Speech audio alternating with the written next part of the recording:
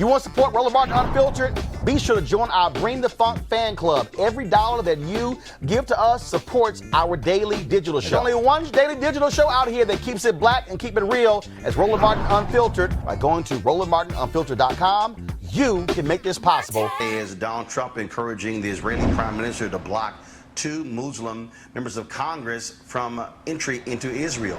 Benjamin Netanyahu did exactly that. Trump has been trashing Rashida Tlaib and Ilhan Omar, saying they hate all Jews and that they should not be allowed in that country.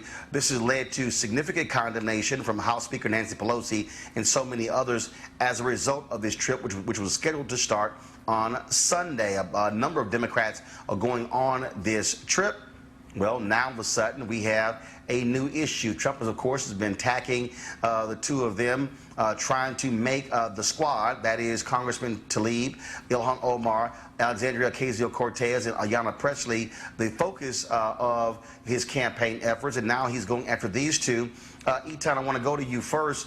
To have this happen again, but this is revealing, again, Donald Trump continued to attack women of color. It is part of his strategy. It's part of him trying to gin up his racist, xenophobic base of supporters. And he's very successful at doing it.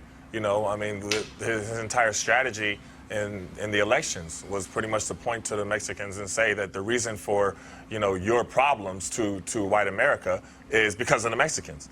That's what he did, and it worked. You know, and he has a way of being able to make blanket statements, and then you have followers that support it. You know, I don't necessarily become surprised at things that Donald Trump says. He is who we thought he was. But it does always surprise me how many people are still supporting him. It surprises me how many women support him, no matter what color. It surprises me that how many of mainstream America still support him. And he continues to make these outlandish statements and these blanket statements, and he's getting so much support. So as to right now, if the Democrats don't get it together and run somebody in the best ticket, we might be looking at another 4 years of Donald Trump, which is frightening to hear, but nothing is going to knock him down. You have evangelicals that support him, even though he represents anything that even remotely represents Christ. I mean, but he has a way of being able to make people follow him, almost like it's like the children of the corn, or like they're under like some kind of a spell or something like that, and they follow him. But this statement that he made here, a blanket statement, because criticizing the policies of Israel is not anti-Semitic. It's not. You know what I mean? Just like criticizing the policies of America is not anti-American. You know, but and people should know that. You know, I mean, you talk to middle school children and they can understand that. But then you have the uninformed voters that continue to follow anything he says, and that's what's really frightening. This is Joseph. Again, you're seeing the pettiness of Donald Trump. You're seeing the game, and for Netanyahu. So basically, what? He's now scared of Donald Trump. According to one account, Netanyahu approved of these visits a few months ago, and so the only reason the action was taken today was because Donald Trump demanded it. Well, I don't know if he's scared of him so much as he's following his lead. I mean, look at what we're not talking about, right? Instead, we're now talking about 2 Congress people of color, Donald Trump's main foils. He's trying to divide and conquer, right? That's obvious. Look at what we're not talking about. We're not talking about the economy on the verge of recession. We're not talking about Netanyahu, who is under indictment and may go to jail before he finishes his term, right? We're not talking about climate change. We're not talking about women's rights. We're talking about politics, divide and conquer, and getting our attention drawn away from some really important issues that he's able to do this. So I think Netanyahu probably is influenced by Trump. I don't know necessarily that he's afraid of him so much as he's saying, you know what, that really works. Let's give it a shot. Yeah. Erica? Yeah, and I'll just add to that also that, you know, earlier this year, the Senate rolled out another bill around anti-boycotting measures against Israel. And so I think, you know, what Joseph just laid out, I definitely echo that, and just talk about really the dumpster fire that Trump continuously sets in order for people not to pay attention to what impact the Dow dropping 800 points has on their everyday work. And then also just looking at then too how this then tracks down to folks in their local communities, that we are that 27 states have actually have ordinances. They also have laws on the books against for anti-boycotting measures against Israel. So I think that folks need to kind of like pay attention when there are all these flaming and inflammatory statements coming out of the admin and out of Trump's mouth. Look at everything else that's happening below the fold to see that, how that's really impacting you. We have folks that are about to lose SNAP benefits. I mean, there's a lot happening for our attention to actually be directed otherwise. All right then, folks. Again, an absolutely crazy story, but Omar and others are not, they're not holding back at all. In fact, I'm going to read for you a tweet from Speaker Nancy Pelosi. She was quite critical of Donald Trump for the actions that he took. This is what she tweeted. Israel's denial of entry to Congresswoman Tlaib and Omar is beneath the dignity of the great state of Israel. Donald Trump's statements about the Congresswomen are a sign of ignorance and disrespect, and beneath the dignity of the office of the president, which, first of all, is no shock at all, because he was been beneath the dignity of the office from the day he was actually elected.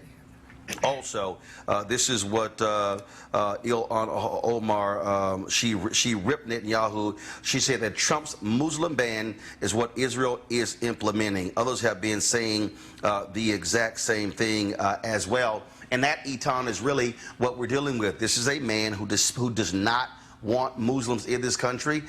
He is speaking to the issue of white fear. He is speaking to these people who do not want immigrants in this country. If you are a person of color, Donald Trump has no use for you in America. Yeah, he's made that quite clear. He's spoken the language of the white supremacists. So, you know, when you had Jamel Hill, yesterday on here, and she called him a white supremacist before, and got in hot water from ESPN, she was absolutely right.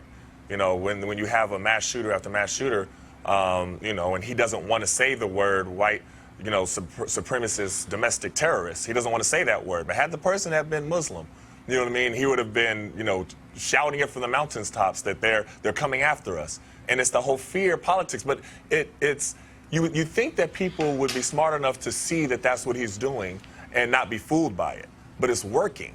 It's working over and over again. And he has, mainstream America really thinking that the Mexicans are coming to get you and the Muslims are coming to get you. So you better vote for Donald Trump because he's going to keep you safe and make America great again. That's what they really believe. Never mind the fact that you're actually voting against your interests, because he doesn't really care about lower class white people. He does not. Middle class white people, he does not. He is an elitist. You know what I mean? So you're supporting somebody who is against your interests. And it's amazing to see, but he spews hate. And it's like I said, it's sad to just see it working. But, hate in politics is something that goes hand in hand for him. And we're going to see a lot more of it in this upcoming election. All right, folks, back to our Roland Unfiltered video in just one moment. All right, folks, you've heard me talk a lot about marijuanastock.org. Why? Because I want to keep you informed of investment opportunities that make sense. We've all watched the growth of the cannabis industry. A recent report by New Frontier Data estimates the global cannabis market at over $340 billion. Now, we know that marijuana legalization is sweeping the country state by state. We also know that marijuana has a good cousin, the hemp plant, with a much higher concentration of CBD.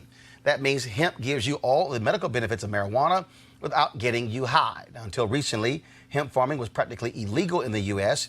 and heavily regulated by the DEA. However, the 2018 Farm Bill changed all of that, making it legal to grow hemp CBD in the U.S.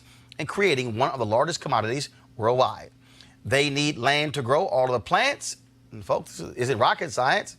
It's an incredible investment opportunity. And that's where our good friends at 420 Real Estate come in. Their business model is simple. They buy land that supports hemp CBD grow operations and lease it to licensed high-paying tenants. That's right, they are hemp CBD landlords, and you can get in on the action. The folks at 420 Real Estate decided to do something special for Roland Martin Unfiltered family. Originally, the minimum investment level was $500. Right now, you can invest in this crowdfunding campaign for as little as $200. That's right, $200 up to $10,000. Now, let me recap. This is a $340 billion worldwide industry, and it's growing. You can participate with as little as $200. To invest, go to marijuanastock.org. That's marijuanastock.org. Get in the game and get in the game now. Now back to your Roland Martin Unfiltered video.